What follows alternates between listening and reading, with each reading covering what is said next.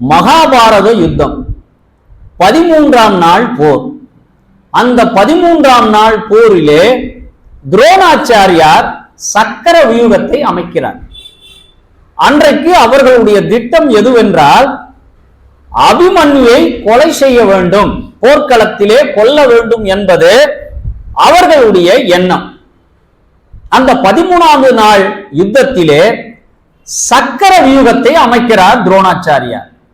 அந்த சக்கர வியூகம் என்பது என்னவென்றால், ஒரு எறும்பு கூட அந்த சக்கர வியூகத்திற்குள் நுழைய முடியாது. அப்படிப்பட்ட ஒரு வியூகத்தை துரோணாச்சாரியார் அமைக்கிறார். இந்த சக்கர வியூகத்தை உடைக்கக்கூடிய ஆற்றல் யாருக்கு என்றால் 3 பேருக்கு உண்டு. ஒருவர் கண்ணன், இரண்டாமவர் அர்ஜுனன், மூன்றாமவர் அபிமன்யு. இப்ப சக்கர வியூகத்தினுடைய நோக்கமே அபிமன்யுவை வரவழைப்பதுதான்.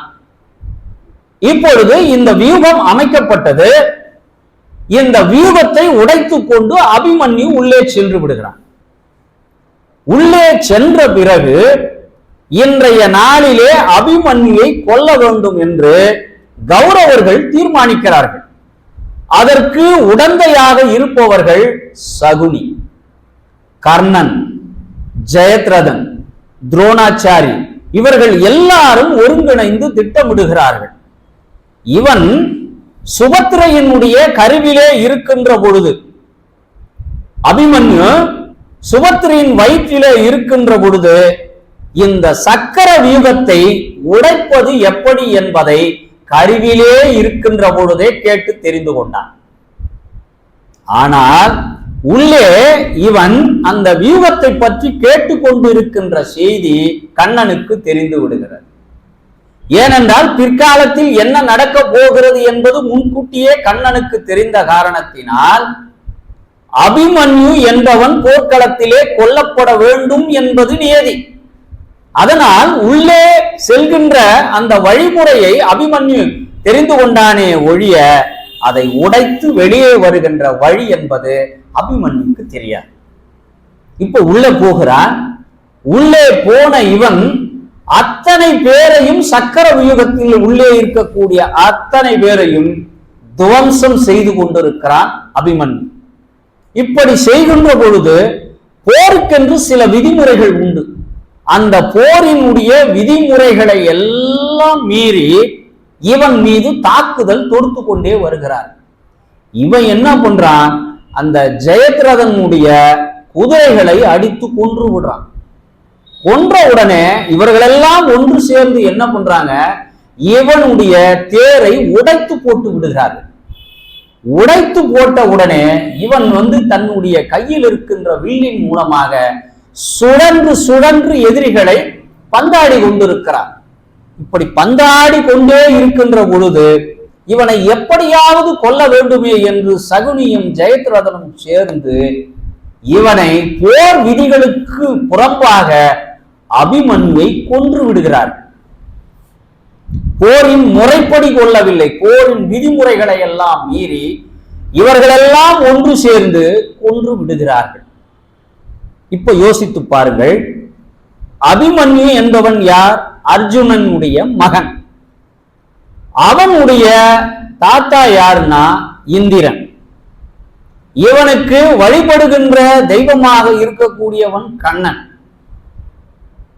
வானத்திலே இருக்கக்கூடிய தேவர்களெல்லாம் இவனுக்கு எல்லா உதவிகளும் செய்யக்கூடிய ஆற்றல் பெற்றவன். இருப்பினும் அபிமன்யு போர்க்களத்திலே கொல்லப்பட்டதற்கு எது காரணம்? விதிதான் காரணம். ஆக விதி என்பதை யாராலும் மாற்ற முடியுமா என்று நினைத்தால், மாற்றக்கூடிய ஒருவன் இருக்கிறான் என்றால் சிவபெருமான் ஒருவனை தவிர வேறு யாராலையும் விதியை மாற்ற முடியாது. அப்படி யாருக்காவது மாற்றி இருக்கிறானா என்று பார்த்தால், திருக்கடவூரிலே மார்கண்டேயன் 16 வயது வரைதான் அவன் இந்த மண்ணுலகில் வாழ்வதற்காக வரம் பெற்று வந்தவன். அப்படி வந்தவன் 16 வயது நெருங்குகின்ற பொழுது அவனுடைய தாயும் தந்தையும் தன்னுடைய மகன், ஒரே மகன் இறந்துவிட போகிறானே என்ற ஏக்கத்திலே இறைவனை வேண்டிக் கொண்டிருக்கிறார்கள். அந்த நேரத்தில் மார்கண்டேயன் தன்னுடைய முடிவு நெருங்க போகின்ற தருணத்திலே உள்ள போறான். திருக்கடவுர்ல இருக்கக்கூடிய அமிர்த கடேஸ்வரரை வணங்குவதற்கு உள்ளே போனவன் யமதர்மம் வந்துட்டதை பார்த்துட்டான். யமதர்மம் வந்ததை பார்த்த உடனே இவன் என்ன பண்ணா, அங்கே இருக்கக்கூடிய சிவபெருமான் லிங்கத்தை இவன் கட்டி பிடித்து கொண்டான். யமதர்மம் என்ன பண்ணா, அவனுடைய தொழில் என்னவோ, யாருக்கு எந்த தேதி எந்த நேரத்திலே விதிக்கப்பட்டு இருக்கிறதோ அந்த நேரத்துக்கு எடுத்துட்டு போடலாம். அவன் தன்னுடைய வேலையை சரியா செய்யலன்னு அர்த்தம். அவன் வேலையை அவன் செய்வதற்காக சரியான நேரத்திற்கு வருகிறான். வந்தவன் தன் கையில் இருந்த பாசக்கயிற்றை மார்கண்டேயன் மேல வீசுகிறான். வீசுகின்ற பொழுது அந்த கயிறானது லிங்கத்தின் மேல் போய் பட்டு விடுகிறது. சிவபெருமன் தன் அடியாரை உயிர் எடுப்பதற்காக தன் மீதே பாசக்கயிற்றை போட்டவன் மீது என்ன பண்றார்னா, அந்த காலனையே எட்டி உதைக்கிறார். அந்த உதைத்தவன் போய் விழுந்த இடம் திருவாஞ்சியம். அந்த மார்கண்டேயன் ஒருவனுக்காக சிவபெருமான் எழுதப்பட்ட விதியையே மாற்றுகிறார். ஆக விதி என்று ஒன்று இருந்தால் விதி விலக்கு என்று ஒன்று எப்பொழுதும் இருக்கும். அது யாருக்குன்னா, சிவனடியாருக்கு மாத்திரம்தான் இந்த உலகத்திலே விதி விலக்கு என்று ஒன்று. வேறு யாருக்குமே விதிக்கப்பட்டது என்னவோ அதன்படி நடந்தே தீரும். அதுக்குதான் நாம் என்ன சொல்றோம், கிடைக்கிற நேரத்துல எல்லாம் சிவாய நம என்ற மந்திரத்தையும் திருநீற்றையும் அணிந்து கொண்டிருக்க வேண்டும் என்பது எதற்காக என்றால், நம்முடைய வினை பயனிலே ஏதாவது மாற்றம் செய்ய வேண்டும் என்றால் இறைவன் ஒருவனால் தான் முடியும். திருவண்ணாமலையிலே மலை அந்த கோபுரத்தின் மீது இருந்து கீழே விழுகின்றார் அருணகிரிநாதர். அந்த அருணகிரிநாதருடைய தலையெழுத்தை முருகப்பெருமான் மாற்றி எழுதுகிறார்.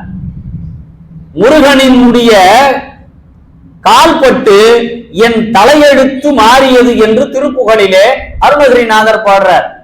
பிரம்மன் எழுதிய எழுத்தாக இருந்தாலும் கூட யார் நினைத்தால் மாற்ற முடியும்? சிவபெருமான் நினைத்தால் அதை நிச்சயமாக மாற்ற முடியும். மாற்றணும்னா நாம என்ன பண்ணணும்? அவன் மாற்றுவதற்குரிய தகுதிப்பாடுகளை நாம் வளர்த்து கொள்ள வேண்டும். ஒரு சிவனடியாராக நாம இருக்கிறோம்னா என்ன பண்ணணும்? அடிப்படையில முதலில் 5 எழுத்து மந்திரத்தை உச்சரிப்பதற்கு பழகணும். அது நமச்சிவாய மந்திரமா இருக்கலாம், இல்ல சிவாய நம என்ற மந்திரமா இருக்கலாம்.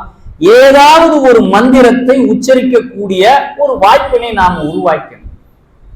நெற்றியிலே திருநீர் இட்டுக் கொள்ளுதல், கழுத்திலே ருத்ராக்கம் அணிதல், அடியார்களுக்கு தொண்டு செய்தல். சிவனடியார்களுக்கு என்ன தேவையோ நம்மால் முடிந்த தொண்டினை செய்தல். ஒருவேளை உணவாவது அடியார் பெருமக்களுக்கு நம் வீட்டிலே விருந்தளித்தல். இவைதான் அடிப்படையான கடமைகள். மற்ற சமயங்களுக்கு எப்படி 5 கடமைகள் என்று இருக்கிறதோ அப்படி நம் சைவ சமயத்திற்கும் சில கடமைகள் என்று அடியார் பெருமக்களுக்கு எப்பொழுதுமே உண்டு. அருணகிரிநாதருக்கு தலையெழுத்து மாறியது, மார்கண்டேயனுக்கும் மாறியது.